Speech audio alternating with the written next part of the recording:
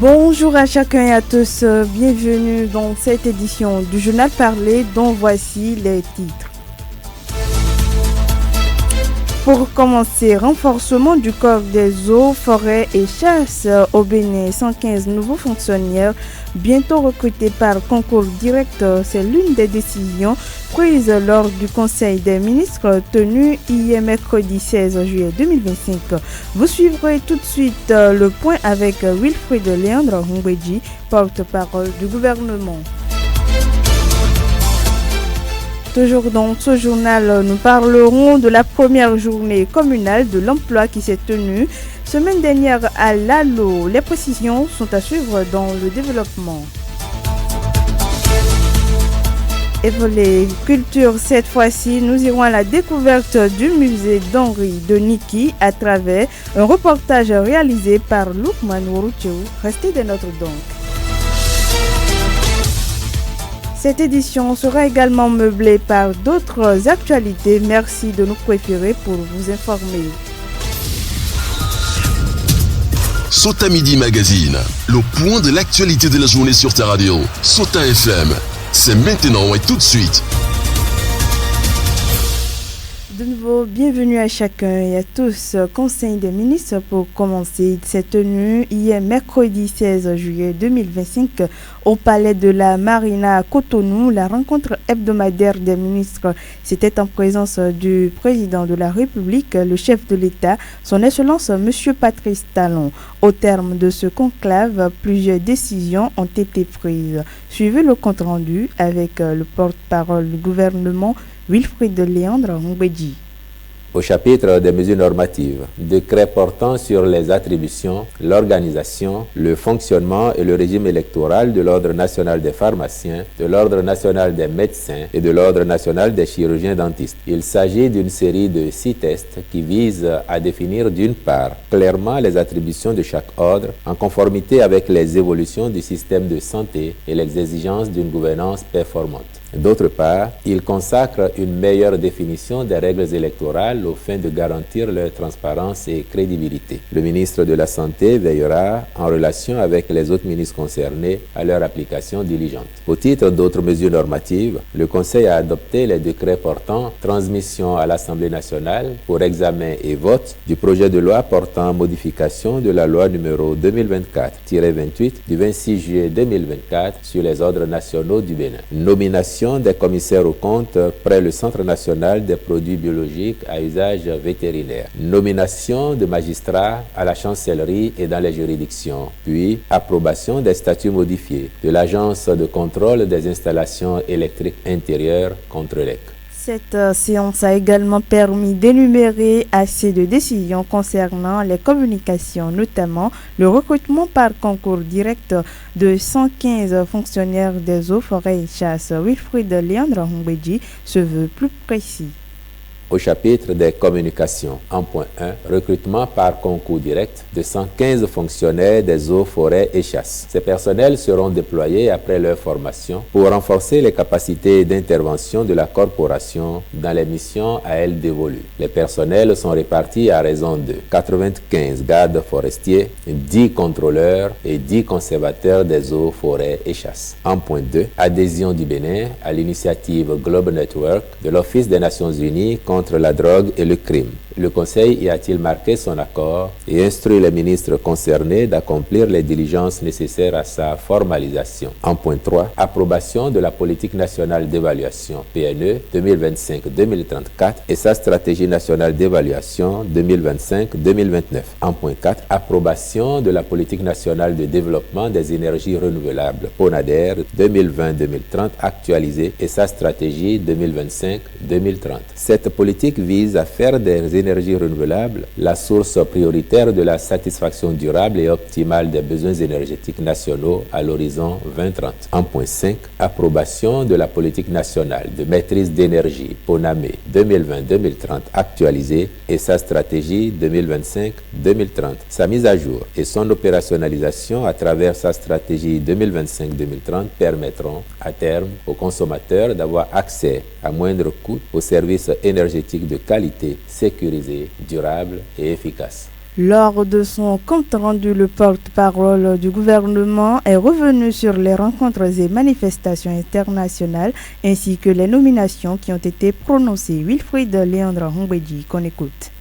Au chapitre des rencontres et manifestations internationales, il a été autorisé l'organisation à Cotonou le 1er août 2025 du défilé militaire et paramilitaire dans le cadre de la célébration du 65e anniversaire de l'indépendance du Bénin, du tournoi national de pétanque, édition spéciale du 65e anniversaire de l'indépendance du Bénin, de l'Africa Agri Forum du 19 au 21 novembre 2025 ainsi que de la première édition de Cotonou Comedy Festival du 4 au 8 décembre 2025. Au chapitre des mesures individuelles, enfin, les nominations ci-après ont été prononcées. Au ministère des Affaires étrangères, directeur général des Relations extérieures, M.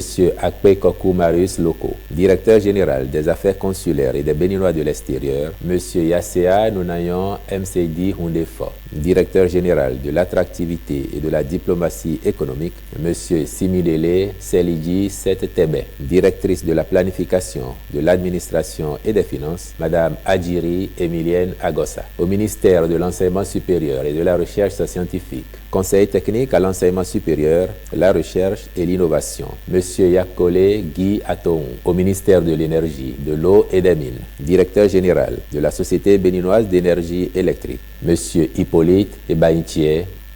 D'une information à une autre, le Centre des jeunes et loisirs de la commune de Lalo a abrité en milieu de semaine écoulée la première édition de la journée communale de l'emploi organisée par la NPE.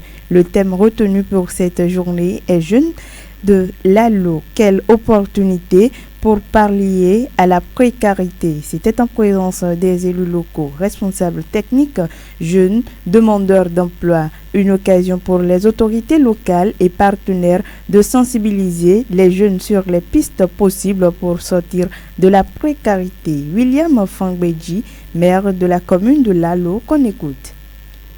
Mesdames et messieurs, en organisant cette journée qui a pour thème Jeunes de Lalo, quelle opportunité pour pallier à la précarité. Le conseil communal de Lalo a pour objectif de faire connaître les services liés à l'insertion socio-professionnelle des jeunes afin de réduire le taux de chômage.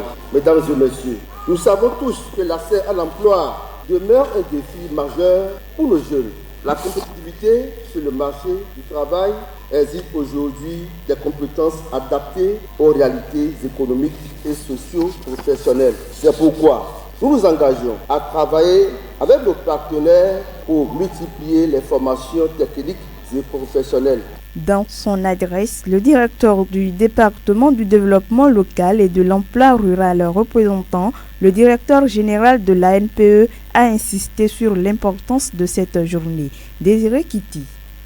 La journée communale de l'emploi est une occasion où il s'agit pour tous les acteurs de marquer une pause et de réfléchir sur la problématique de l'emploi dans la commune de Lalo en vue de prendre des décisions idoines pour la jeunesse. Vous suivrez donc des échanges sur les opportunités et potentialités économiques de votre commune, les offres de services de la NPE, les opportunités d'emploi dans le secteur agricole, les témoignages de réussite des jeunes de la localité aussi bien pour l'emploi salarié que pour l'emploi indépendant. L'organisation de cette journée communale de l'emploi dans la commune de Lalo témoigne à suffisance dynamisme des autorités locales dans la prise d'initiative en faveur de l'emploi des jeunes. Soyez-en remerciés, monsieur le maire.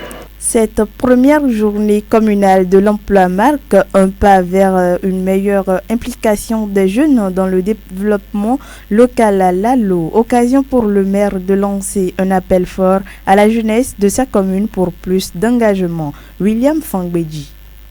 Je vous invite à saisir les opportunités qui s'offrent à vous et à être des acteurs engagés du développement de notre commune. Je ne saurais terminer mes propos sans témoigner une fois encore notre gratitude à l'endroit de son Excellence, le président Patrice Talon, pour tous les programmes et projets développés en matière d'emploi dans la commune de Lalo en faveur des jeunes, notamment par la mise en œuvre du projet d'inclusion des jeunes à travers le dispositif AZOL qui a impacté significativement les jeunes filles et garçons de la commune de Lalo. Mesdames et messieurs, ce journal se poursuit, mais avant, prenons une courte pause. Sota Info Midi, le point de l'actualité sur ta radio.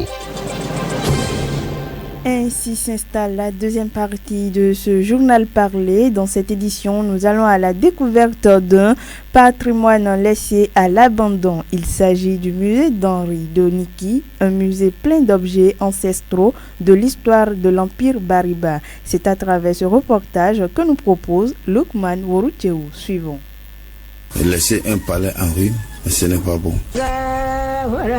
Musée d'Henri Doniki, il est situé au côté sud du palais royal de la dite ville. Autrefois, c'était un palais où régnait la dynastie Lafiarou, l'une des 4 principales dynasties de la cour impériale de Niki. Après la perte du trône en 1957 par cette dynastie, le palais est resté inoccupé. Et pour éviter qu'il ne tombe en ruine, les autorités béninoises, de commun accord avec les chefferies traditionnelles, ont décidé de le transformer en musée. Sa Majesté Sinandou Ouirou, Premier ministre de la Cour royale de Niki. On avait ça comme un palais de la dynastie Lafiaro. Étant dit que le trône se prend par dynastie, depuis 1957, que cette dynastie n'a plus de trône, alors le palais là est tombé en ruine. On ne sait quelle année ils auront le trône. Et les autorités du moment avaient pensé à s'il faut laisser ce palais-là tomber complètement en ruine, c'est une perte pour notre culture. Alors il faut ériger ça en musée. Un musée type, comment le palais en milieu Bariba se présente. Environ 10 minutes de marche du palais royal, nous voilà au musée. Il est aux couleurs de terre battue, proche de la couleur rose.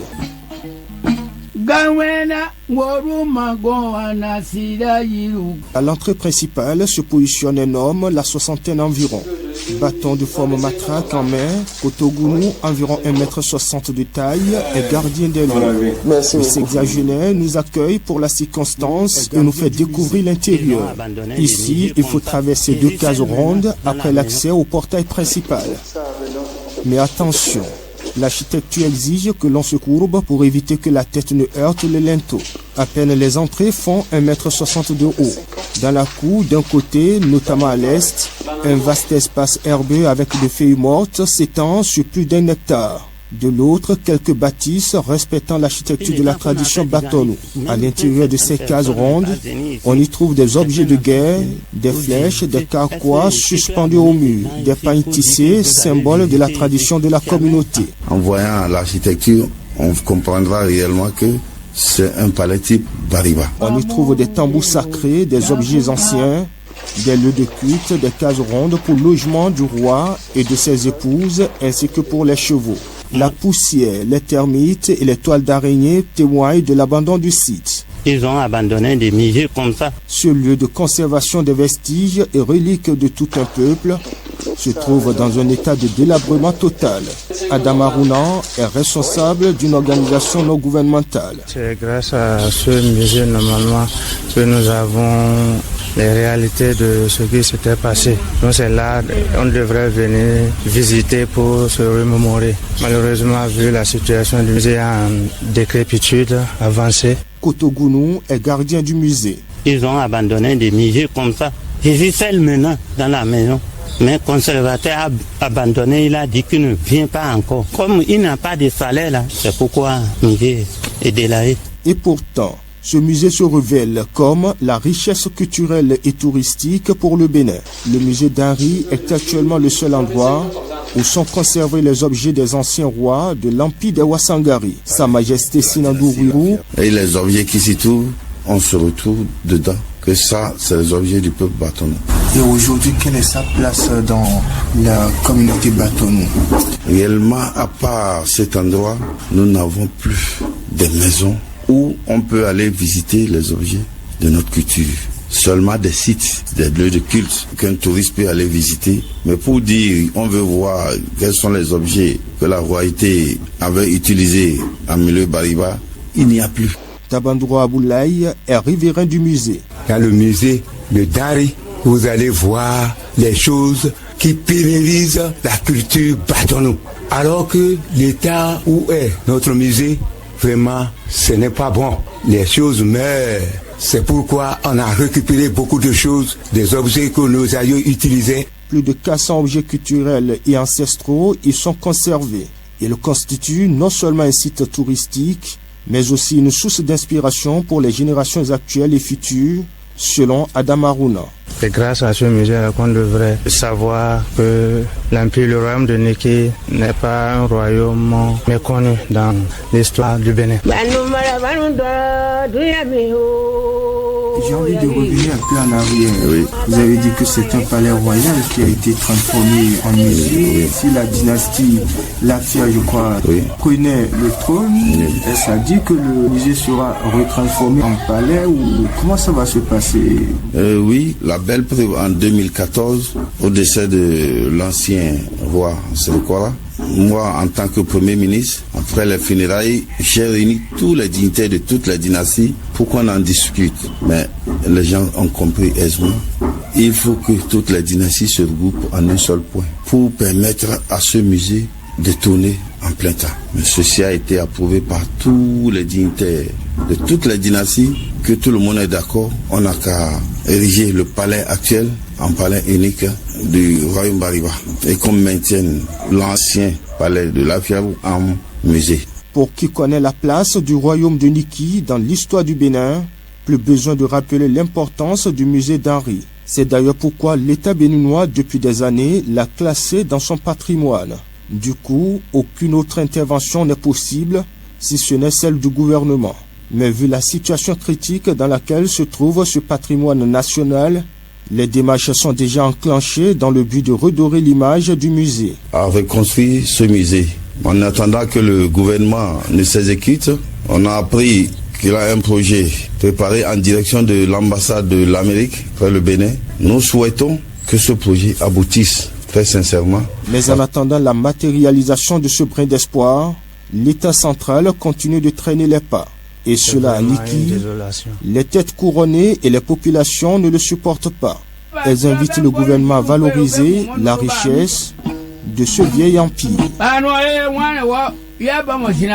Merci à vous, Lukman Roroutiou. Bruno Gakli, bonjour. Bonjour, Dorcas Richard. La page force est avec vous, mais nous vous installons tout juste après cette virgule. Le sport dans son ensemble et avec toutes les disciplines, c'est sur Sota FM, la meilleure pour les informations sportives d'ici et d'ailleurs. Retour en studio, CAN féminine 2025, fin de la phase de groupe. Quels sont les pays en quart de finale? Bruno Gakli. Ah oui, tout de suite, dans Kassorija, à l'issue de la phase de groupe de la Coupe d'Afrique des Nations féminines 2025, 8 sélections nationales ont validé leur ticket pour les quarts de finale. Ces équipes poursuivent leur parcours vers le sacre intercontinental prévu au Maroc. Les quarts de finale, sinon les qualifiés direct. Le Nigeria, triple champion en titre, s'est imposé en tête du groupe B avec 2 victoires, 3 contre 0 contre la Tunisie, juste 1-0 contre le Botswana et un nul face à l'Algérie, 0 but partout. Les Super Falcons ont terminé inconvaincus donc et sans encaisser le but. Et dans cette lancée pays hôte, le Maroc a dominé le groupe A.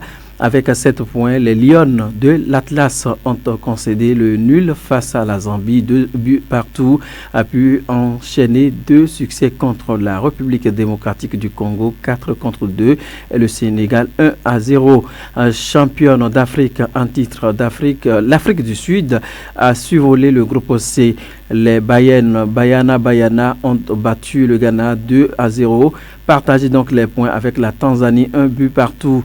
Avec avant de dominer, j'allais dire largement, le Mali 4-0. Surprise du tournoi, l'Algérie s'est classée deuxième du groupe B. Les Vertes ont battu donc le Botswana 1-0 pour obtenir 2 nuls face à la Tunisie 0-0 et le Nigeria 0-0 donc terminant également sans encaisser le but. Il faut dire que la Zambie donc a décroché la deuxième phase de groupe A Les Copper Ken ont tenu le Maroc en échec, 2 buts partout, battu le Sénégal de 3-2 et la République démocratique du Congo 1-0. Invaincue, elle accède donc au quart avec 7 points. Le Ghana, deuxième du groupe C, s'est relancé après une défaite initiale face à l'Afrique du Sud 2-0. Les Black Ken, eux autres, ont ensuite fait donc match nul contre le Mali, j'allais dire, 1 but partout, puis écrase, j'allais dire, la Tanzanie 4-1 lors de la dernière journée. Le Mali, troisième donc du groupe C, se qualifie grâce à une victoire contre la Tanzanie, 1-0 et un nul contre le Ghana, 1 but partout. Les Aigles ont toutefois subi une lourde défaite contre l'Afrique du Sud, mais leur total de points 4 suffit donc pour finir. Le Sénégal, donc Kassoricha, complète le tableau en tant que deuxième meilleur, troisième. Les Lions ont battu donc la République démocratique du Congo 4-0 avant de s'incliner successivement contre la Zambie 3-2 et le Maroc 1-0. Merci à vous, Bruno Gakli. Derrière vous, nous installons la revue de presse de Lukman Routeo. Suivez la revue de presse sur Souta FM. Amis de la plume et du papier, mesdames, messieurs, bonjour. Dans l'actualité ce jeudi, démarrons avec ce procès en diffamation. L'informateur informe d'entrée que les 2 ministres sont renvoyés au 22 octobre prochain. Le matinal donne plus de développement en indiquant que poursuivi pour diffamation par son prédécesseur Samou Seydou Adambi, l'ex-ministre béninois de l'énergie, de l'eau et des mines, Paulin Akpona, a comparu hier mercredi 16 juillet 2025 devant le tribunal d'Abomey-Calavi. Selon les informations reprises par le quotidien, le dossier a été renvoyé au 22 octobre 2025. Le plaignant, l'ex-ministre Samou Seydou Adambi, a jusqu'au 21 octobre pour libérer les frais de consignation de sa plainte, soit 300 000 francs CFA, renseigne mon confrère qui précise que c'est la condition pour que le dossier de diffamation soit examiné par le tribunal. Mais à l'audience d'hier, rapporte le matinal, le requérant, l'ex-ministre en charge de l'énergie, Samou Seydou Adambi, était absent à l'audience. Le journal rappelle qu'il est reproché à Paulin Akpona des déclarations publiques tenues lors d'un meeting politique à Titiro à Parakou le 21 juin dernier. Une affaire qui entraîne l'arrestation du journaliste Cosmo Moussa, le directeur de publication du journal La Boussole. Le Renovateur informe que le journaliste est interpellé suite à la plainte du ministre conseiller Rachidi Gbadamassi. Mais la PADEM Bénin dénonce une atteinte à la liberté de presse, rapporte le journal. À en croire la livraison, la PADEM exige la libération sans délai de Cosmo Moussa. Et Dabarou dans cette affaire plaide pour un pardon lorsque le journal écrit en titre « Plainte de Gbadamassi contre le DG du quotidien La Boussole. Le pardon est la marque des grands leaders », estime le quotidien. Sans commentaire dans la suite, Matin Libre constate qu'au Bénin, pays autrefois réputé pour son modèle démocratique, il ne fait plus bon vivre pour les voix critiques depuis l'avènement du régime de la rupture. Pire, ce qui est déploré à l'interne étant de plus en plus cette tentacules dans la sous-région, déplore le journal qui souligne que dorénavant, c'est chez les voisins que le Bénin va s'illustrer dans le rapt des citoyens exilés fuyant la répression. Et de deux sous la rupture, après Steve Amousso au Togo, c'est Hugues Komla Sossoukwe qui a été cueilli en terre ivoirienne et extradé au Bénin en violation de son statut de réfugié obtenu au Togo, où il réside depuis environ 7 ans. Alors, répétition de rapt transfrontalier sous talon. Que valent les conventions ratifiées par le Bénin, s'interroge en manchette le journal.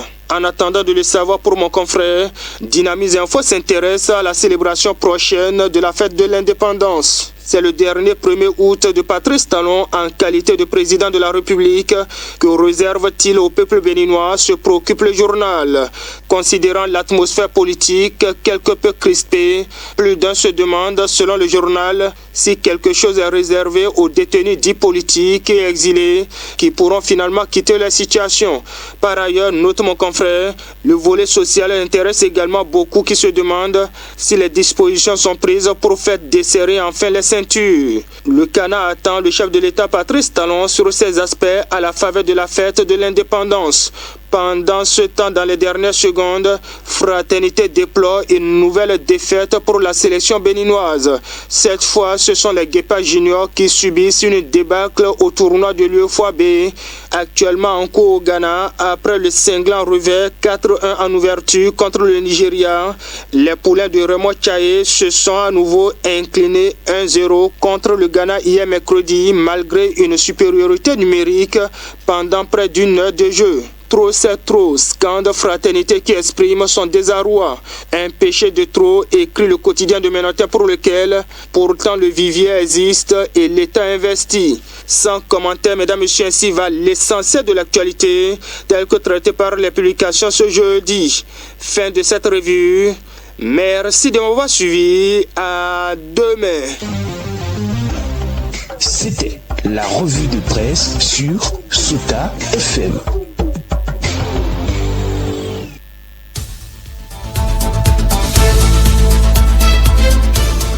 Mesdames, Messieurs, c'est ici que s'achève cette randonnée informative d'Orcas Orisha. Je suis à la présentation et la partie technique a été assurée par Aboubakar Odoko.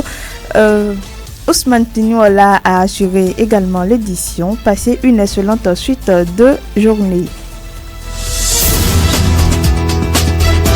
C'était Sota Midi Magazine, le rendez-vous informatif de la mi-journée sur Sota FM, la radio de l'espoir. Merci pour votre fidélité.